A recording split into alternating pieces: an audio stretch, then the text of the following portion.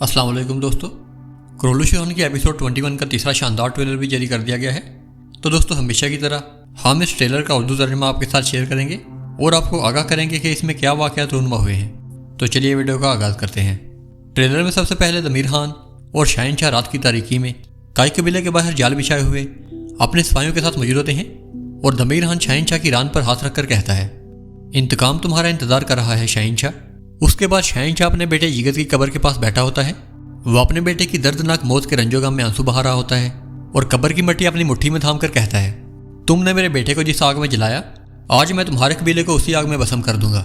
उससे अगले सीन में रहान एक खातून जो बज़ाहिर स्पोर्चा नजर आ रही होती है कि हमरा मौजूद होता है।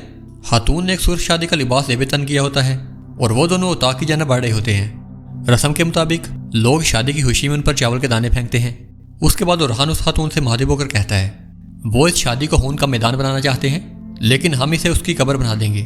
उससे अगले सीन में दीदार खातून बेस बदले हुए बुरसा शहर में मौजूद होती है और गहरी आवाज में कहती है, उन्होंने मेरे बेटे के साथ जो जुल्म किया, मैं भी उनके साथ वैसा ही करूंगी।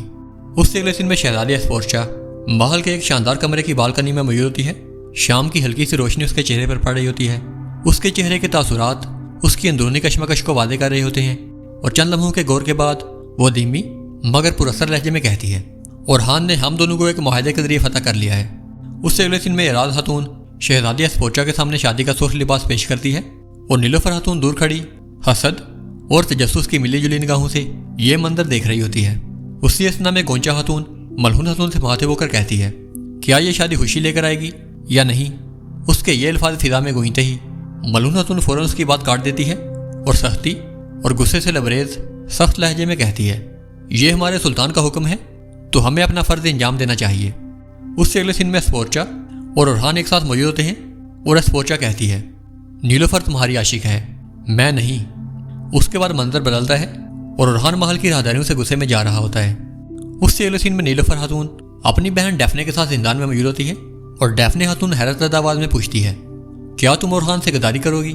नीलोफर आंखों में आंसुओं की नमी और चेहरे पर हुफ्गी लिए कहती है, गद्दारी तो उस सूरत में होगी अगर वो भी मेरा वफादार हो। मैंने पहले होलोफेरा को उसकी खातिर मारा था, लेकिन अब स्पोर्चा के लिए नीलोफर को मारूंगी। उससे अगले सीन में नीलोफर खातून महल की राहदारियों से गुजर रही होती है कि अचानक उसकी नज़र मुहाफिज खवातीन यानी कि बाजियान पर पड़ती है, जो कि जख्मी हालत में ज़मीन पर पड़ी होती हैं। नीलोफर अस्मा को वहां पर देखकर दौड़ते हुए उसके पास जाती है और ऊंची आवाज़ में उसको पुकारती है।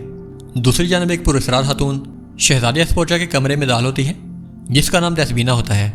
दसबीना अपने हाथ में एक बेनयाम तलवार थामे स्पोर्चा को मारने की नीयत से आगे बढ़ती है।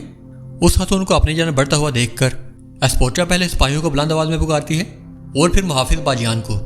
नीलोफर स्पोर्चा की आवाज़ सुनकर फौरन दौड़ते हुए स्पोर्चा के कमरे की तरफ बढ़ती है कि इसी असना में वो खातून स्पोर्चा पर हमला कर देती है और स्पोर्चा ज़मीन पर गिर जाती है। उसके बाद नीलोफर उस खातून को देखकर सख्त लहजे में कहती है, तुम कौन हो शैतान। उससे अगले सीन में ओरहान और नीलोफर एक साथ मौजूद होते हैं। महल के कमरे में सुकून सा छाया होता है, गोया के वक्त रुख सा गया हो।